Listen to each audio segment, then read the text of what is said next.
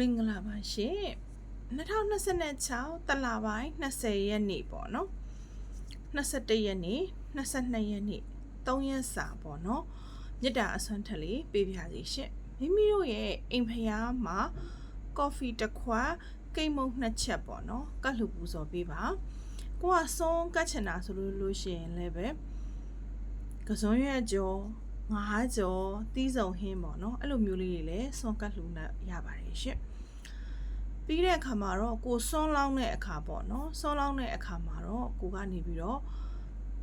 လက်ဖက်6ပေါ့နော်လက်ဖက်6လေးတစ်ထုပ်ပါအောင်စွန်းလောင်းပေးပါ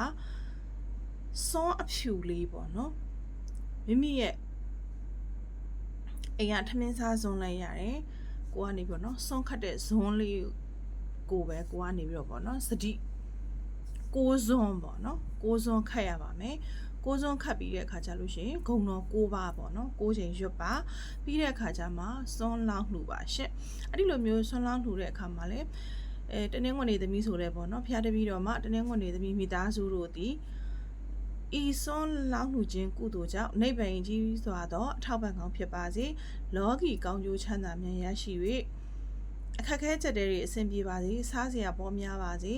ငွေကြေးပိုက်ဆံတွေလည်းလွယ်လင့်တကူရှာဖွေလွယ်ကူ၍နေ့စဉ်နေ့တိုင်းအလှူရည်ဆက်နဲ့လည်းမကွာလှူနိုင်ပါစေဆိုပြီးတော့ဆုတောင်းရမှာဖြစ်ပါတယ်ရှင်အိမ်ဖျားမှာ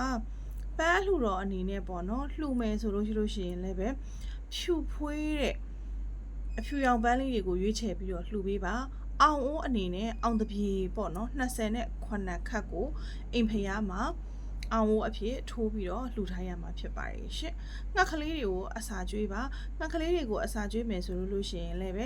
ဆန်ပေါ့နော်မိမိရဲ့ညာဘက်လက်နဲ့ဆန်လေးတွေကိုစုပ်ပြီးတော့6ပုံပုံပြီးတော့မှကျွေးမယ်ဆိုလို့ရှိရင်လည်းပဲကန်ထူးခြင်းကန်ကောင်းခြင်းနဲ့အတူတူမမျှော်လင့်ထားတဲ့ငွေတွေဝင်လာမယ်ထီကန်ငွေကန်တွေကောင်းပါလိမ့်မယ်ရှင့်ကန်ကောင်းခြင်းချမ်းသာခြင်းနဲ့အတူတူဈေးရောက်ဈေးဝယ်တွေကောင်းလာလိမ့်မယ်အလောက်ကင်ကျန်းစီတွေအောင်မြင်လာမှာဖြစ်ပါတယ်ရှင့်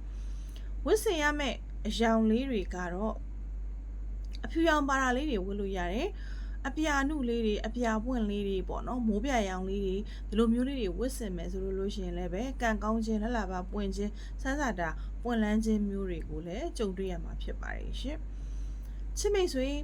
စနေသားသမီးတွေအနေနဲ့ကတော့ယခုကာလမှာပေါ့နော်ဒီစင်မခုပြပြတဲ့3ရက်အတွင်းမှာနှင်းစီပန်းတို့နွားနို့တို့လှူတာလေးတွေကိုဒီရက်ပိုင်းမှာမလုပ်သင့်သေးပါဘူးရှင့်နော်ကိုကနေပြီးတော့ရေ